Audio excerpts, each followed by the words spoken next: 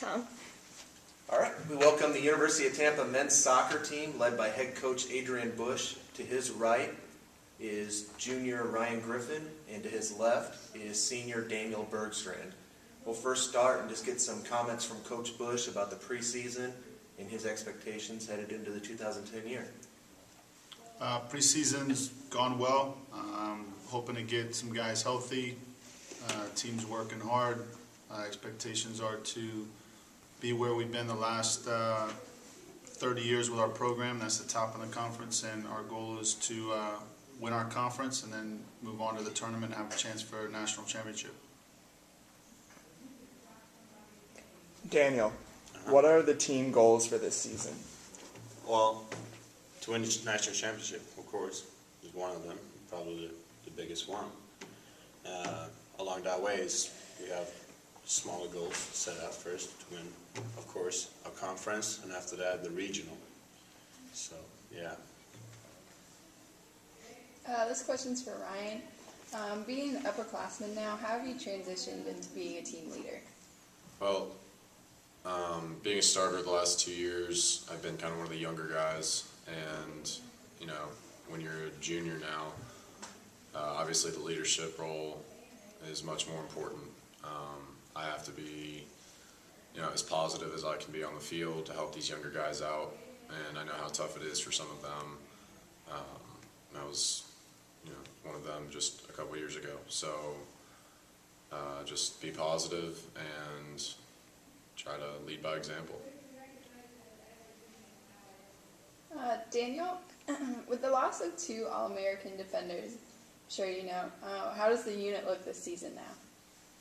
I mean, we lost players before. It's just part of my college, and I mean, we dealt with it before, and I think we have as strong as unit now as we have ever had before. I mean, that's a part of it. We bring in new recruits, and other people steps up to the plate, so it shouldn't be a problem when it comes to that.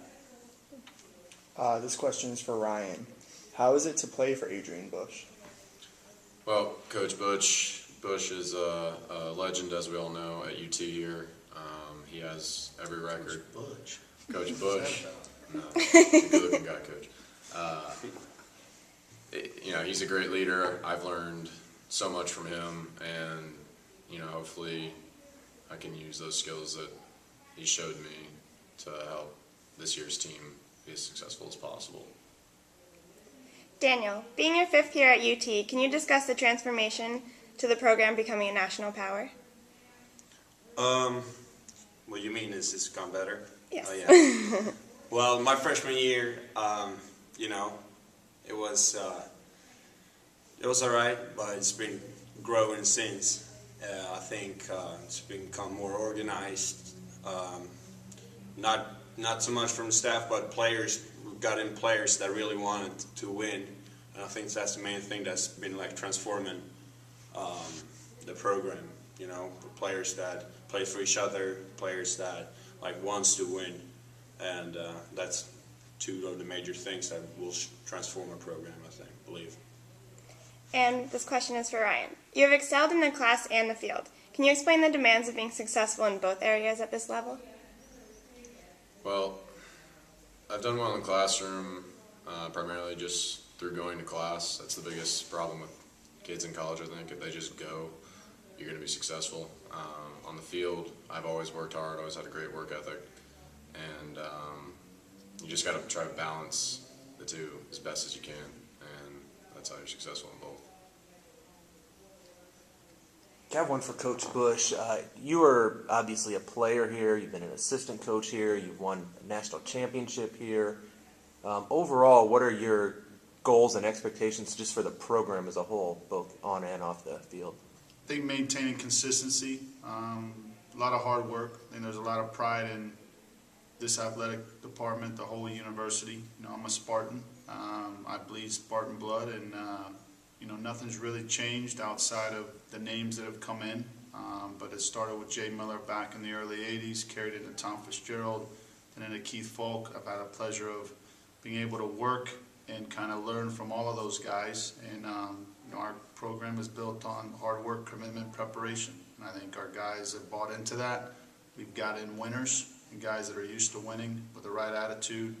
And I look forward to this year because I think it's kind of nice to be flying under the radar. But this is a talented team we have, and anyone that overlooks it, I think, will be making a mistake.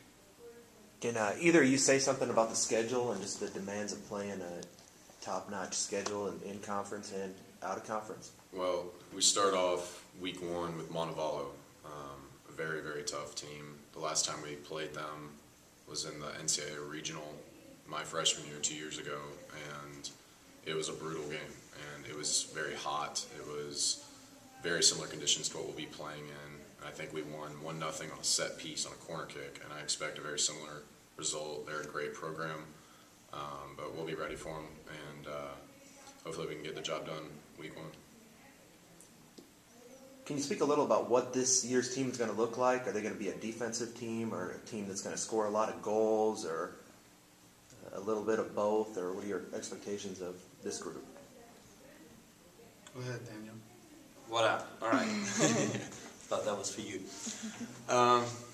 Well, we haven't scored any goals so far, but hopefully we're saving them, for the season.